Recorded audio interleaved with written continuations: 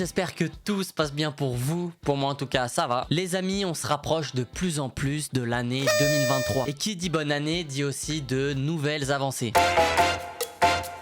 C'est une page qui se tourne. Et dans les cryptos, c'est tout aussi important. Et la vérité, c'est qu'il y a eu tellement de choses, il y a eu tellement de projets qui ont innové, qui ont tout simplement pensé à de nouvelles solutions que je devais faire en petits points. Parce que beaucoup de projets sont attendus pour 2023 et bear market ou pas, il faut qu'ils proposent le meilleur. Il faut qu'ils proposent la crème de la crème. Et je vous spoil un peu, il n'y aura pas que des projets du top 20 market cap. J'ai fait en sorte de choisir des projets qui sont un peu moins connus, d'autres qui sont un peu plus vieux.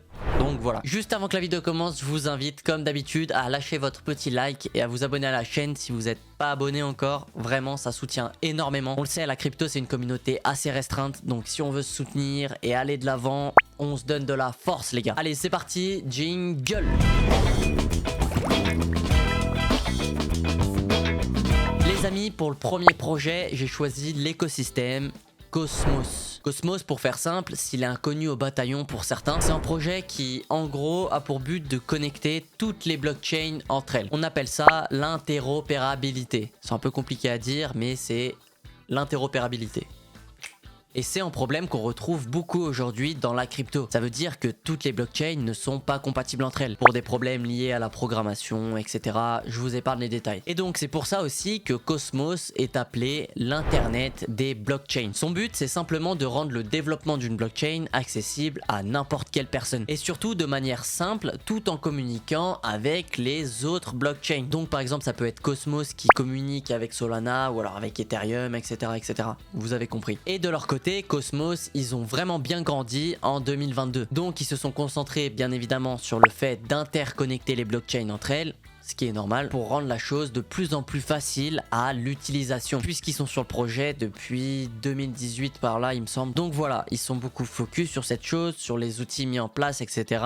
Et ça a plutôt bien marché. Et pour l'année qui arrive, Cosmos, ils sont vraiment très attendus. Ils ont sorti d'ailleurs récemment un nouveau white paper pour Cosmos, donc en gros le Cosmos 2.0. Et dans ce nouveau white paper, ils annoncent se concentrer sur des points majeurs de l'écosystème, comme par exemple l'interchain security. Donc c'est le fait de sécuriser les blockchains qui sont créées sur Cosmos, parce que ça c'était un vrai problème jusqu'à maintenant. Les développeurs, ils avaient du mal à sécuriser leur blockchain sur Cosmos. Ils ont aussi revu leur tokenomics, donc l'utilité du jeton de Cosmos, l'atome. Jusqu'à présent, le jeton servait à sécuriser l'ensemble du réseau de Cosmos, donc la plupart des jetons étaient tout simplement mis en staking. Plus de jetons bloqués sur le réseau, plus de sécurité. Mais le problème, c'est que les autres blockchains qui sont créées sur Cosmos, elles ont besoin des tokens Atom pour pouvoir fonctionner, pour pouvoir utiliser leur protocole. Mais si ces jetons sont bloqués dans un protocole de staking sur le réseau principal de Cosmos, ça n'a pas vraiment de sens. Le jeton perd en utilité, puisque les autres blockchains qui sont créées sur Cosmos ont besoin de ces jetons. Et s'ils sont bloqués, on peut pas les débloquer tout simplement, puisqu'ils sont en staking. Et donc, il faut trouver une solution. Et c'est pour ça qu'ils ont revu une manière différente d'aborder le sujet avec un principe de liquid staking. Un autre point aussi, c'est les projets qui sont développés sur Cosmos. On a de vrais petits bijoux qui sont en développement, je pense par exemple à Celestia. Donc voilà pour Cosmos, très attendu en 2023. On attend tous de savoir comment le projet va avancer, comment les projets aussi construits sur Cosmos vont se développer. Il y a sûrement du beau qui nous attend, maintenant on attend. Le deuxième projet, c'est Ethereum.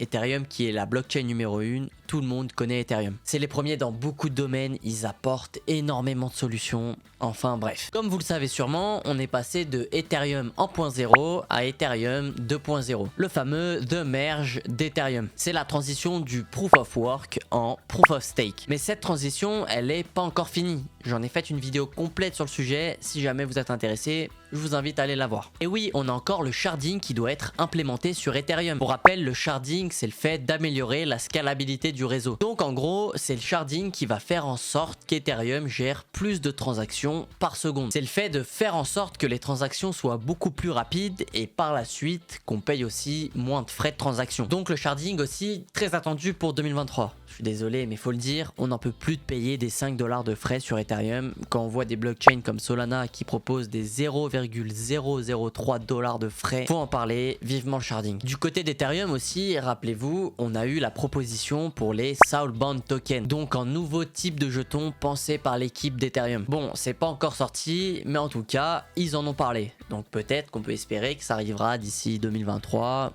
Ou par là en tout cas. Mais voilà, ça peut aussi apporter de nouvelles choses à Ethereum, donc on va pas cracher dessus et on les espère pour 2023. Pour le troisième projet, c'est Ternoa. Ternoa, c'est quoi? Déjà, c'est un projet basé sur la blockchain de Polkadot. Et leur idée à Ternoa, c'est de transmettre de l'information présente à en futur, grâce à des capsules temporelles sous forme de NFT. Par exemple, bon, je vous le souhaite pas bien évidemment, mais imaginez que demain vous décédez. Vous avez programmé votre capsule temporelle dans votre vivant et vous y avez ajouté des informations personnelles pour votre descendance. Et bah la personne à qui vous décidez de l'envoyer, elle recevra la capsule avec toutes les informations que vous avez mis dedans quand vous mourrez. Et vous avez pu mettre plein de choses, donc ça peut être des documents officiels, votre testament, votre site phrase, des vidéos, des photos, bref, ça peut vraiment être plein de choses. Et de leur côté, Ternoa, ils ont vraiment bien avancé depuis le début de leur projet. Bon, le jeton de Ternoa, le CAPS, a pris plutôt cher pendant ce bear market. C'est pas super pour l'image, le prix d'un jeton, il fait aussi office de puissance. Et quand t'as un token qui est très bas, qui a vraiment pris très cher,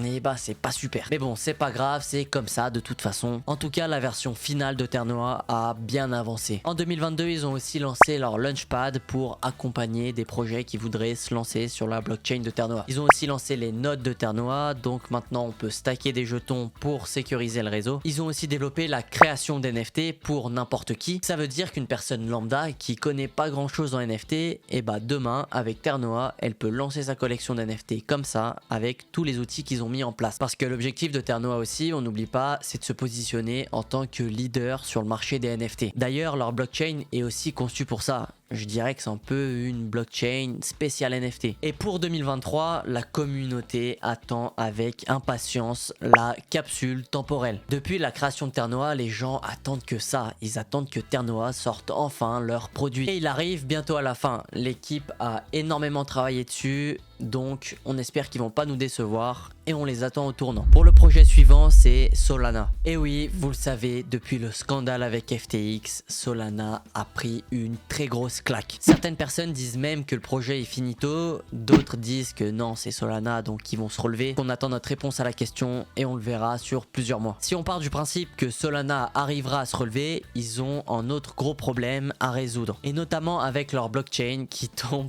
tout le temps en panne. Il y a beaucoup trop de crash sur Solana. Donc ok, Solana est très scalable. Le nombre de transactions traitées par seconde, c'est insane. En plus, ça consomme très peu d'énergie et très peu de blockchains peuvent se mettre au niveau de Solana en termes de transactions traitées par seconde. Mais être scalable et tomber en panne tous les mois, et bah c'est pas bon non plus. Je crois que la blockchain est tombée 7 ou 8 fois en panne depuis septembre 2021. C'est un truc de fou pour une blockchain, c'est beaucoup trop. Et c'est pas des pannes de 30 secondes. Là on parle de pannes de 4 à 7 heures de temps parfois, donc vraiment c'est big. On attend aussi le fameux téléphone de Solana conçu pour le Web3 qui doit sortir normalement en 2023. Donc normalement d'ici quelques mois il devrait sortir. Donc voilà, Solana doit résoudre plusieurs problèmes et s'ils se relèvent de la claque qui se sont pris par FTX, on les espère à la hauteur pour l'année qui les attend. Prochain projet, Ultra, le Steam version Web3. On se plonge dans l'univers du gaming avec Ultra. Pour faire simple, Ultra, c'est un projet qui a pour but de créer une plateforme de gaming, mais version Web3. Et il a plein de particularités. Par exemple, vous achetez un jeu, donc vous y jouez tranquillement, tout se passe bien pour vous, et quand vous avez fini, vous avez envie de le revendre. Mais sur Steam ou Epic Games, on peut pas revendre les jeux qu'on a achetés. Alors que sur Ultra, ils proposent cette solution de marché secondaire. Ça veut dire que vous jouez un jeu vidéo et quand vous l'avez fini, quand vous avez tout fini sur le jeu, et bah vous pouvez le revendre à d'autres personnes qui n'y ont pas joué et qui tout simplement veulent acheter le jeu. Ça fonctionnerait un peu comme un système d'occasion, à la Easy Cash en gros. Bref, c'est une possibilité parmi tant d'autres. En tout cas, la plateforme est encore en bêta. Leur plateforme est plutôt clean quand même, on va pas cracher dessus. J'ai pu la tester, même si c'est vrai qu'il y a encore du travail à faire. Ils ont aussi enchaîné les partenariats, donc il y a eu du Ubisoft, il y a eu du AMD aussi, mais voilà, ils ont quand même encore beaucoup de chemin avant de conquérir le grand public. Et pour 2023 chez Ultra, on attend déjà l'intégration de Theta TV sur leur plateforme. Pour ceux qui connaissent pas Theta TV, en gros, pour faire simple, c'est en Twitch mais version décentralisée. version Web 3. On attend aussi des gros jeux disponibles sur leur plateforme parce qu'avec des petits jeux, c'est pas ce qui amènera du monde. Et ils en avaient parlé de ça. Ils visent à amener des jeux grand public sur leur plateforme. En tout cas, il n'y a pas 36 000 solutions. C'est ce qu'il faut si on veut ramener du monde. Donc voilà, Ultra, très attendu pour l'année qui arrive. Toujours dans la catégorie gaming, on a Orori, que je suis depuis pas mal de temps. Pour ceux qui connaissent pas Orori, en gros c'est un jeu vidéo, je dirais, qui ressemble un peu à Dofus. Regardez, je vous mets déjà quelques petits screens à l'écran, comme ça au moins vous avez votre idée. Et donc évidemment c'est en play and earn, étant donné qu'il y a une économie dans le jeu vidéo. Ils sont sans cesse en train de faire des patchs, en train d'ajouter des nouveaux éléments dans le jeu, dans le monde, c'est un truc de fou. Puis je vous parle pas de l'ambiance du jeu que je trouve incroyable, que ce soit les sons, les graphismes, les monstres, la fluidité, bref tout. Pour moi ils ont quand même un coup d'avance. Évidemment on peut pas dire que c'est tout parfait parce qu'il y a plein de choses qui vont pas, c'est normal, mais voilà, ils sont quand même bien positionnés. Et en 2023 ils vont lancer officiellement leur jeu Orori, disponible au grand public. Donc voilà, j'ai plutôt hâte. Est-ce que Orori peut prétendre être le premier AAA dans l'industrie du jeu vidéo en crypto? On verra. Pour le dernier projet, je vous ai gardé un petit banger dont je vous ai déjà parlé. C'est bien évidemment OnDefi, un projet en lien avec la DeFi, comme son nom l'indique. Et je vous invite vraiment à aller regarder ma vidéo. J'en ai fait une vidéo complète et détaillée de A à Z. Donc j'explique tout sur le projet, j'analyse le white paper, l'équipe, j'analyse tout. Donc si vous êtes intéressé, je vous invite vraiment à aller la regarder. OnDefi, ils avancent vraiment bien ces derniers temps. Ils ont déjà sorti la version bêta de leur plateforme et ils nous préparent de belles choses pour l'année qui arrive. On a déjà le Fiat20 token qui va arriver bientôt, peut-être même avant 2023. Alors attendez, petite pause parce que là je viens de voir quand je faisais le montage que OnDefi viennent de tweeter qu'ils viennent de sortir leur Fiat20 token, donc c'est déjà live. On a aussi le bridge qui doit être intégré dans leur plateforme et on a encore plein d'autres features qui arrivent, mais ça n'a pas été leak. En tout cas, s'ils arrivent à atteindre leur objectif fixé, donc rendre la DeFi accessible à tous et simplement, c'est très probable qu'OnDefi fasse parler de lui dans les années qui arrivent. Surtout avec ce qui s'est passé avec FTX et les exchanges centralisés, OnDefi a clairement une valeur ajoutée. Et voilà les amis, c'est la fin de cette vidéo, j'espère qu'elle vous aura plu. En tout cas, ça permet d'avoir une idée sur ce qui nous attend en 2023 pour les projets que je vous ai présentés. N'hésitez pas comme d'habitude à lâcher votre petit like et à vous abonner si c'est pas déjà fait, ça fait toujours plaisir. Nous on se retrouve semaine prochaine pour la prochaine vidéo. C'était Clémise, ciao.